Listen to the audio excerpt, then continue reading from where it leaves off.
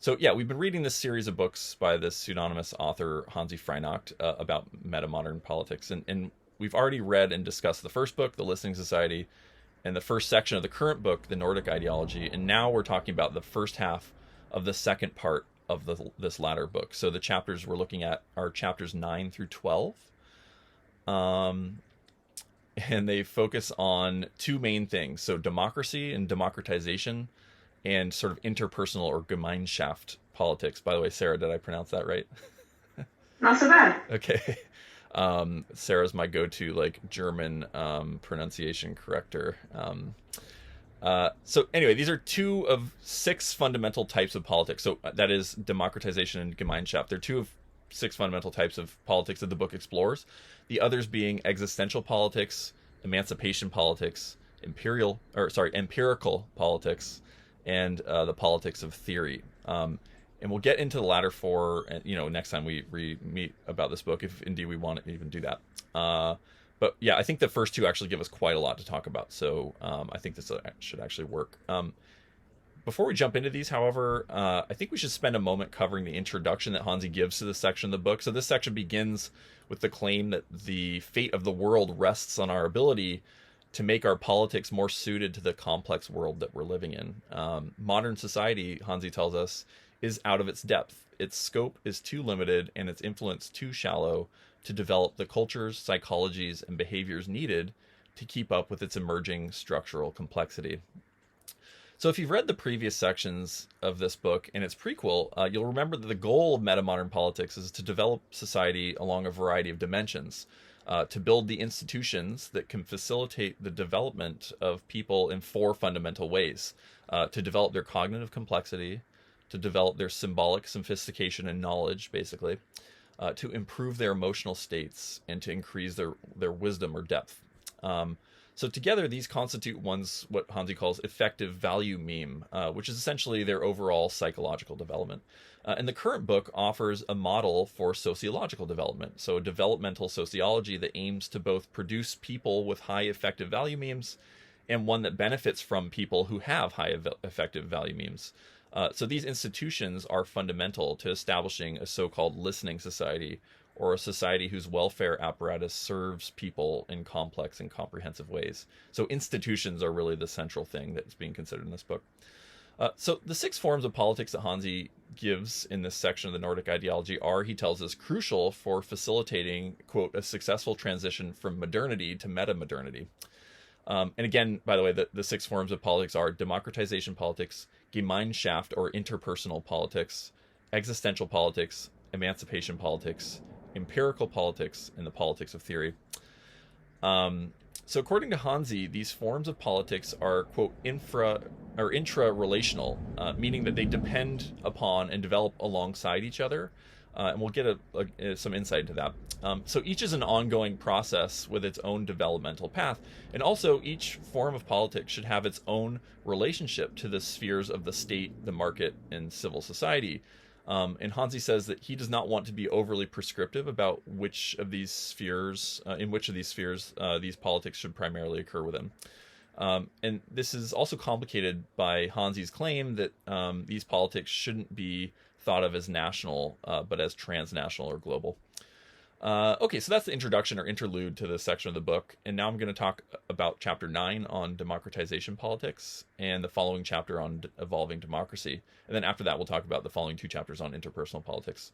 Okay, so democracy is a political system that many people just assume we currently have. But as political theorists have argued, democracy requires much more than a generalized right to vote. It also demands, as Hansi cites Robert Dahl here as saying, such things as citizens' ability to set the political agenda, access to enlightened understanding, and general equality. As such, according to Hansi, it is an ideal to be strived for rather than a concrete political formation that currently exists. The overall argument that Hansi makes is that democratization is a process that is not finished, and we should seek to further democratize our society in deeper and more advanced ways. He calls this updating democracy. So in the first part of the book, Hansi talks about the idea of attractors, basically the poles of unfulfilled potentials and momentum of processes that are already underway. And Hansi suggests that we need to look at the attractors in the democratization process as well, and to use these as our guide or true north for how to build a deeper form of democracy. So, one thing here he says is the quote, increasing dispersion of leadership and decision making. He says this is something that's increasingly the case. And again, I think especially harsh forms of neoliberalism, especially in the United States and maybe the UK as well, might complicate this. So we can talk about that later, maybe. But anyway, another thing that he's pointing to is that there's just generally more that we need to make decisions about as society becomes increasingly complex. Another attractor, he says, is that there is a long-term trend of government becoming increasingly powerful, in the sense that governments, as Hansi puts it, quote, simply have much greater capacities to interfere in the lives of their citizens than in the past, end quote. Moreover, there have, over time, he tells us, quote, evolved more checks and balances against arbitrary uses of power. Hence, there has been an increased accountability of decision making, end quote. And then another attractor is that, quote, democratic participation is thickened and deepened, in the sense that there are more opportunities today than previously to educate oneself, form civil society groups, and participate in democratic processes. And then finally, Hansi says that there has generally been a growth in democratic culture and values, in the sense that we are becoming increasingly attuned to matters of social justice, inclusion, and enlightened values. And again, this, I think we might be backsliding in some of these ways in the United States and perhaps in the UK too. Even as we advance, it seems like, as we talked about earlier, we might be progressing and advancing at the same, progressing and backsliding at the same time, and maybe we can talk about that later. In any case, taken together, these attractors, this increased dispersion of leadership, increased volume, complexity, and efficiency of information processing, increased accountability and balancing of powers, deepening and thickening of participation, and the growth of democratic, egalitarian, and multi-perspectival culture and values are, Hansi says, 5 dimensions of an increasing collective intelligence that is deepening democracy. So all of these processes should continue to be supported in their development, according to Hansi. They should be pushed for, even if it means updating constitutions and remaking institutions, both of which are staunchly held onto by people that Hansi calls the false defenders of democracy, strict constitutionalists and so forth. The people who cannot fathom democracy outside of its existing processes, procedures, and documents. So democracy, again, is a developmental process, Hansi insists, and as such, we need to view our current liberal democracies with their political parties, their various institutions, as what he calls a train station on a longer developmental railroad, and I like that metaphor. So Hansi finishes the chapter by considering 4 basic forms of democracy. So direct democracy, representative democracy, participatory democracy, and deliberative democracy. And we shouldn't see these as sort of standalone systems so much as principles that exist in exchange with other forms in ratios that vary over time. So if we can look at democracy as a process rather than a state, then the goal should be to reach higher forms of democratization. So generally, Hansi argues deliberative democracy is more complex and perhaps meta-modern, in the sense that it actually seeks to understand and take into consideration many different perspectives, and to find not only overlap and common ground, but to even create something new together, and to find out how to do what's best given the circumstances, as Hansi puts it. So this is much better than debate and dialogue, which are staples of representative and participatory democracy, respectively. Yet, direct, representative, and participatory democracy will always have their place in the overall democratic process, but this place is likely to vary over time. Okay, so the next chapter, Evolving Democracy, considers, and it builds upon this, but it considers how democracy can be deepened and enriched through the introduction of direct, participatory, and deliberative democracy in our primarily representative form of democracy. So a key thing that Hansi advocates is experimentation and exploration. So there's a section on voting systems and internet democracy that considers the various systems of voting, from various types of ranked choice to score voting and approval voting. The internet allows us to experiment with different kinds of voting, and this is something Hansi thinks we should really lean into.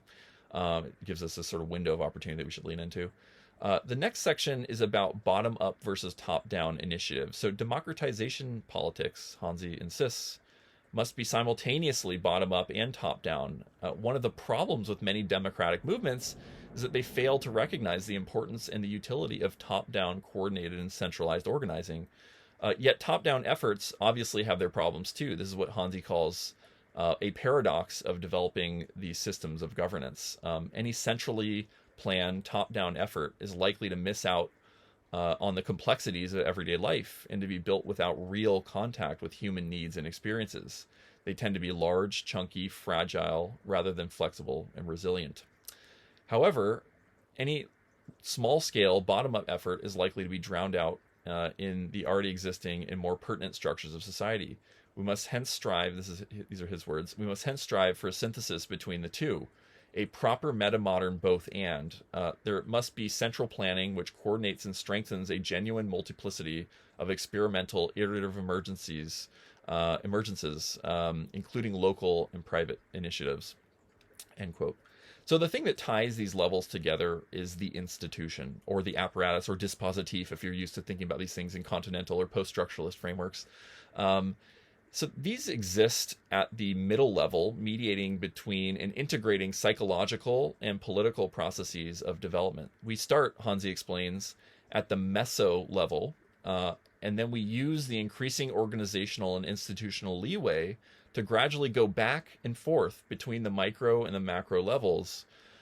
Development starts in the middle and bounces its way up and down in increasing magnitude, from changing people's ideas and habits to changing national, transnational, and supranational structures of governance, end quote. Okay, so those were the chapters on democracy and democratization. The next chapters are on interpersonal politics, or what Hanzi calls Gemeinschaft politics. So the term Gemeinschaft comes from the sociology of Ferdinand Tönnies. Go ahead, Sarah. I think it's Tönnies for some reason, because that's what the weird little umlaut does. Okay, thank you. He's one of those people that was really important, but then everyone decided he wasn't sexy and they never talked about him again. Yeah, totally. I cracked his book at some point. It's long. Yeah, it is. But Tönnies distinguished between Gesellschaft and Gemeinschaft. Gesellschaft, if I got that right, Sarah? Nope. It's all good. It doesn't matter. Gesellschaft. Yay! Gesellschaft, thank you, Richard. Refers more to a society and its formal institutions, whereas Gemeinschaft refers to the communities within society and their social relationships. Gemeinschaft politics, Hanzi says, is the politics of developing our informal relations, the many personal and civic relationships so vital to every aspect of a good and sustainable society, end quote. So Hanzi gives a really rich list of what this might involve, which is not exhaustive, but it's on page, I believe, 212. So he's pointing to, sexual and romantic relations, family relations, domestic conflict and violence, relations in school, loneliness, cross-generational relations, how society handles norm breakers and delinquents, how people handle grudges and perceived enemies, conflict resolution, taboos that we can't talk about, how different ethnic groups get along, so on and so forth. That's some of the list he gives. So these things require active management and stewardship, according to Hanzi, hence the idea of thinking of these things as a form of politics. We need, he says, to apply scientific knowledge to improve the quality of human relations long-term and at all levels of society, end quote. So if a huge source of suffering and inequality in contemporary society is social, and we've debated this a bit, how much of society's problems really are social, how much of them are sort of economic or political, and we can go back to those debates in our discussion we want. But if some non-insignificant source of society's suffering is social, and I think we can agree that some non-insignificant source is, then we need to take public interventions into the social sphere. So one key goal of Gemeinschaft politics, Hanzi explains, is to create, quote, a society in which everyone is nicer to be around, where folks are more socially functional, and where there is a greater mutual trust, end quote. So this would also have the benefit of driving less conspicuous status consumption, he says, and people would require less space from one another, leading to material efficiencies, which is it's interesting how here the social is actually having material effects, and interesting there's not more consideration of the reverse, but we can talk about that. So Hansi gives us a sense in this chapter of how different forms of politics interact and support and or hinder each other. So Gemeinschaft politics, he explains, would simultaneously benefit from more democratic politics and also contribute to a deepening of democracy, since a more functional interpersonal sphere would contribute to a greater sense of communal togetherness, which would be a great boon for the demos. Deeper democratization, he says, is only possible if there's a solid foundation for Gemeinschaft. Ultimately, the political always rests upon a personal foundation, and this foundation is always relational. And vice versa, he says, just as deeper democracy requires Gemeinschaft, so does Gemeinschaft politics require a successful expansion of democratization politics if it is to be in the service of higher order, freedom, and equality. So remember, order, freedom, and equality are those things that Hansi says meta-modern politics must strive for in the first section of this book. So Gemeinschaft politics, though, Hansi warns, are liable to seem and perhaps even be creepy, especially since they seek to influence highly intimate ways of relating. But to deny that society has a stake in these things is to be one of those maligned game deniers, a sort of naive person who refuses to acknowledge the plain realities of our situation. Or even worse, to be irresponsible in shaping those things. The fact is, as Hansi tells us, that modern societies are highly dependent upon a much more delicate balance of informal relations than pre-modern societies. In order for complex societies to function, we require, quote, new intricate codes of conduct, and these have grown increasingly intricate over time. So advanced societies initially established control over the public, so public spaces and public conduct. And from there, they increasingly invested in influencing domestic space and domestic conduct and relations. So here he's setting up one of these developmental trajectories. And in today's digitally connected world, Hansi insists, a world where distinguished, maladapted, and hurt people can, quote, ravage a city and, quote, blow up the world tomorrow, end quote, Gemeinschaft politics must seek to become personal. And so this is where the charge of creepiness actually falls flat. So creepy is a society full of unaddressed social pathologies, resentments, unacknowledged harm, and interpersonal dangers. If we are really committed to making society less creepy, we need to stop being what Hansi calls liberal innocence and actually endeavor to, quote, reshape human psychology. And if we fail to do this, he tells us, quote, we won't stand a chance. In addition to this, Hansi tells us creepiness is actually most likely to come about from not balancing all six forms of politics and having one that outpaces the others. So if we seek highly intricate forms of social control through Gemeinschaft politics, for example, without having a commitment to deep democracy, that really is creepy. And it evokes images of 1984, which, by the way, Hansi addresses head on. So Gemeinschaft politics cannot and should not be thought of or conceived of as existing on their own independently of other factors. So in contrast to the Orwellian Ministry of Love in 1984, this is a 1984 reference, Hansi proposes a kind of ministry of Gemeinschaft, which would lead the ongoing production of high quality, this is his quote, lead the production of high quality, detailed censuses of people's lives over months, years, and entire lifespans. So really souped up census bureau, basically. And at the same time, it would devise, so that's its sensing. And at the same time, its acting would be to devise, implement, and evaluate social innovations, practices, and institutions with the aim to advance the generative conditions of Gemeinschaft politics throughout society. So he gives 4 examples of this. So one is measures to train emotional, social, and collective intelligence that would give people social skills and as sort of part of their education.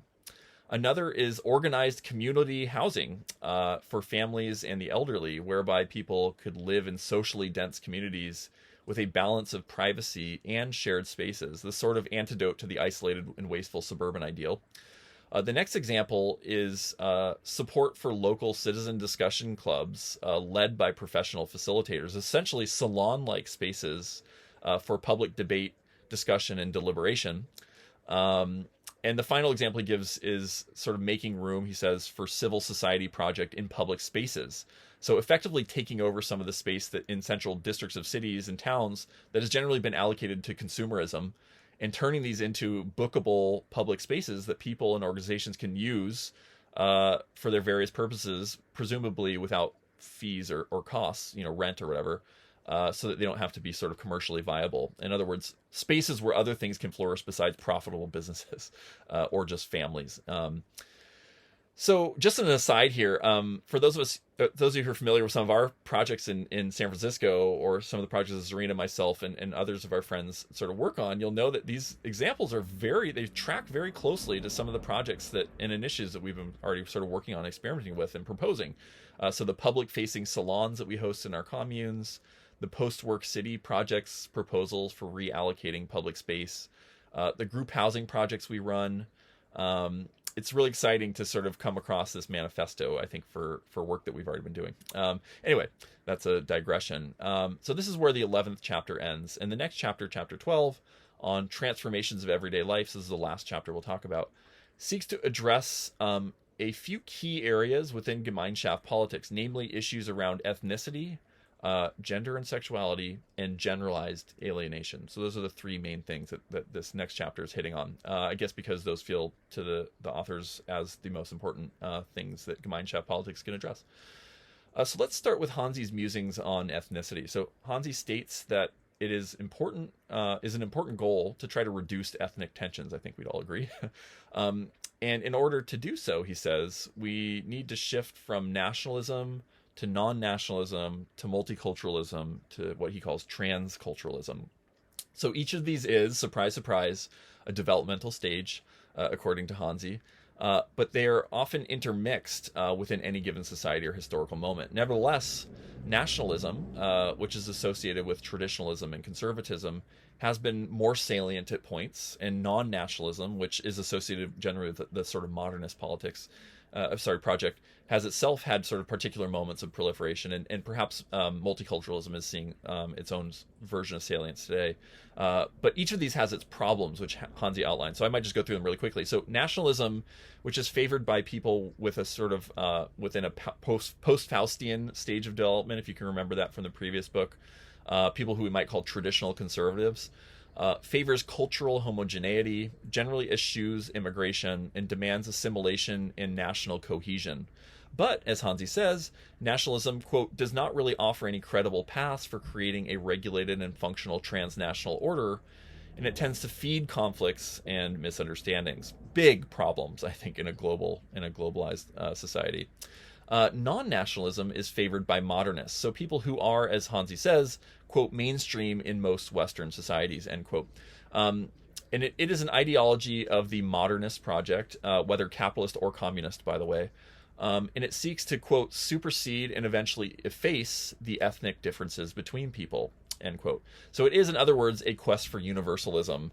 But its flaw is that it, quote, of course, fails to take ethnicity, identity, and culture nearly as seriously as it should. It fails to see and take account of the fact that culture matters, and that culture is a real behavioral force with real explanatory value, which has shown itself time and again, historically speaking, time and again. In other words, there are plenty of revolutions against modern states coming from cultural and ethnic impulses, and non-nationalism isn't prepared to deal with that stuff. So next is interculturalism, more commonly referred to as multiculturalism, and it's favored by postmodernists, who are, as Hansi has explored in the Listening Society, this sort of ascendant group in contemporary society, this sort of politically correct cosmopolitan people who tend to live in urban areas and to work in post-industrial professions, probably most of our friends and communities. So interculturalism celebrates diversity and generally believes, as Hansi puts it, quote, that ethnic tensions are to be resolved through a high degree of exposure of ethnic groups to each other, end quote. But Hansi is critical of this approach as well, and I think his critique of multiculturalism is probably the most interesting and novel, and not totally novel, but more novel, I would say, than critiques of nationalism or modernism. He says, quote, the problem with multiculturalism is, of course, that it does not qualify which kinds of diversity are good, in which quantities and under which circumstances. This naturally leaves the field open to all sorts of dysfunctional social and cultural practices to be defended in the name of cultural diversity, end quote. He further elucidates, quote, on a strictly logical level, the interculturalist idea does not really work. It emphasizes that all cultures are equal, and at the same time that each of them has a right to exist, but it is still somehow preferable with more different cultures rather than fewer. This leads to self-contradiction. So first, if cultures are equal, this means that cultures which work against multiculturalism and seek to retain isolation and purity should also be seen as equal. Secondly, he says, if all cultures have a right to be preserved, they must also be allowed to defend themselves from subcultures splitting off, which then works against a greater diversity. And finally, he says, if all cultures should be exposed to one another, this leads to a monoculture, which often effaces cultural differences in the first place. And we can discuss whether or not we stand by these criticisms, but these are Hansi's critiques of multiculturalism, which, yeah, again, I think would be an interesting point of discussion later. So Hansi proposes, in light of the shortcomings of nationalism, modernist universalism, and multiculturalism, a fourth category, one that he says would be favored by metamodernists. So transculturalism is what he calls this. Transculturalism, he says, is a multi-perspectival and developmental view of cultures and ethnicities. It sees all of these as being in constant flux. In a way, it synthesizes. It is a synthesis, of the three former perspectives. End quote. So from within this framework, one can see, as Hansi puts it, that, quote, cultures and ethnic identities can always be transformed, and they should be transformed to be the best versions of themselves whenever that is possible without destabilizing people's lives too much, end quote. And it's interesting to think about what he means by transforming cultures to be better versions of themselves. I'd be interested in discussing that maybe at some point. So while, quote, cultures have a right to exist, Hansi says, this is not an absolute right. Transculturalism seeks to make space for subcultures to facilitate the flourishing of diverse forms of cultural and ethnic identities, but not at the expense of the whole. It pushes cultures to evolve, again, in their own particular way, whatever that means, to become more pro-social, more universal, and more functional. So Gemeinschaft politics, Hansi insists, must be transculturalist. So anyway, there's a lot to talk about there, and I hope we can do so in our discussion, but let's move on to gender and sexuality. So Hansi takes another somewhat grating and controversial, and I'm that's my value judgment, grating and controversial stance on gender and politics as well. So he starts off by insisting that gender and sexuality are extremely central to the way people see themselves and live their lives. No controversy there. If you think, he insists, that you can create a good and healthy society without dealing with what I call here the gender, sexuality, family formation complex, you are just not being realistic. Gender and sex issues are at the very heart of society. If you mess them up, you mess up society in very profound and far-reaching ways. Any Gemeinschaft politics worth its salt should actively and deliberately seek to heal and develop the gender relations of society, end quote. And I can't say I disagree with that either. So rather than going through past stages and approaches of gender and sexuality the way he did with respect to approaches to ethnicity, Hansi jumps right into what he says would be sort of the meta-modern approach, a framework that he calls, and this is where the controversy starts, post-feminist perspective. So it's important to state that this is not an anti-feminism or a pre-feminism, but from a standpoint that seeks to integrate the insights of feminism. And I hope we can discuss the degree to which it feels like Hansi has succeeded in this, and whether his framing is, of this as post-feminist is even productive. And yeah, I'll leave that discussion for later. Anyway, as Hansi explains, this, quote, post-feminist approach is queer in the sort of queer theory sense, of being able to sort of de-essentialize gender roles and definitions, and recognizing that social and sexual relations can be changed and reconstructed. And like many other things, Hansi refuses to look upon gender relations as zero-sum. And as such, one of the things he does is to try to sort of think about and look at how we might sort of look after the welfare of women and also look after the welfare of men and perhaps other genders as well, though I don't think other genders are explicitly named. And in a way that these can be achieved together rather than at each other's cost or expense. So homosexual relationships, which arguably get maybe too much airtime in queer theory and politics, if I'm to be judgmental there, don't get a whole lot of attention here, unfortunately. But what does feel fresh and exciting about Hansi's approach is his application of some queer theoretical insights to heterosexual relations, and I really appreciated that. And I hope others did too. Um, the way that, and let me just say, heterosexuality is obviously a category that we can and should deconstruct, but many sexual interactions are happening between males and females in any society, and so to not apply queer theory to those, I think, is a missed opportunity. I think it's one that Hansi is doing a good job of actually trying to address. Anyway, the way that metamodern gender politics breaks out of zero-sum frameworks is that it seeks to, quote, shift the landscape of desire. This is Hansi's approach anyway. Approaching desire from a developmental perspective, like anything else in the metamodern perspective. In short, Hansi argues that most people are just generally underdeveloped sexually and emotionally. We simply have, he says, too few and insufficiently instructive sexual experiences, end quote.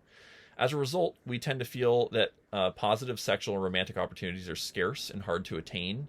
Hansi, refreshingly, takes sexual and romantic scarcity very seriously, yet does so from a game change perspective that avoids the sort of game denialism of many, I would say, popular feminist discourses, and the game acceptance of many conservatives, right? So controversially, though, Hansi locates the main source of gender and sexual strife, at least in modern post-industrial societies, within a scarcity framework that sort of rides on this idea that people are insufficiently developed as partners. The problem is not some evil structure out there, he says, quote, it's our own lacking development, end quote. In other words, rather than pinning the issues of sexuality on patriarchy, as many feminists do, or on feminism, as many men's rights activists do, the problem should be pinned on, or conservatives do too, the problem should be pinned on this sort of underdevelopment crisis that leaves many people desperate, starved, mismatched, and brokenhearted. And this fuels what Hansi calls gender antagonism, which describes a sort of resentment between the genders that has its own momentum and gravity. And here, Hansi somewhat echoes the arguments, somewhat, about heteropessimism that Indiana Sorensen articulated in a 2018, I think it was a New Inquiry piece called On Heteropessimism. And even if we might not all agree that gender antagonism has its roots in processes and phenomena that can primarily be described as something other than patriarchy, I think Sorensen would not agree with that. I think we can agree that gender antagonism has taken on a life of its own, some kind of life of its own, and has now sort of has its own force. And I thought this is, in a way at least, a strong point in Hansi's analysis. More important actually than origins, though, is Hansi's solutionism. So he doesn't want to fuel the gender war. He wants to resolve it in a non-zero-sum way. Gender antagonism, he says, can be reduced only by changing the games of everyday life and developing people's abilities to give themselves and one another what they need. So something that Sarah and I have already discussed offline is just that, like, there is an ongoing point of, and this is a ongoing point of critique, I think, coming from Sarah and others in this reading group, is just that there's a lack of materialist analysis here. So it's simply not the case that material and economic factors do not influence gender roles and sexual choices. But nevertheless, immaterial or social forms of scarcity are, I think, something that Hansi is very right to take seriously. So again, that trying to strike that balance, I don't think it's an either or. It's a both and, I think Hansi would say. I hope Hansi would agree with that. Anyway, I've generally tried to not comment or evaluate on my synopses, but I thought that here, just because gender and sexuality is a specialty of mine, I had to just lay some of that critique and meta-narrative into the analysis or the synopsis. So, okay, final remark on Hansi's framing of gender and sexuality. So there are many ways that love and sex operate paradoxically, he says. Desire itself is an extremely finicky thing, as psychoanalysis has demonstrated. So desire begs for intimacy, but then intimacy tends to melt desire. In terms of sexuality itself, we often desire things that are unstable and or harmful. And many people yearn to behave in ways in relationships that, if they themselves were on the receiving end of it, they would really struggle with. So none of this is intractable, according to Hansi, but it requires a developmentalist model. And I'm inclined to agree. As queer theorists have advocated for a long time, we must train or educate desire. And as Hansi puts it, quote, let us evolve the game of love. Let us shift the landscapes of desire. I'm not sure that solves all problems that feminism is trying to grapple with, but I do think that it's a novel way to approach sexual politics, and one that I think resonates deeply with some of the work and research I've been doing. So I really appreciate it, even in its flaws.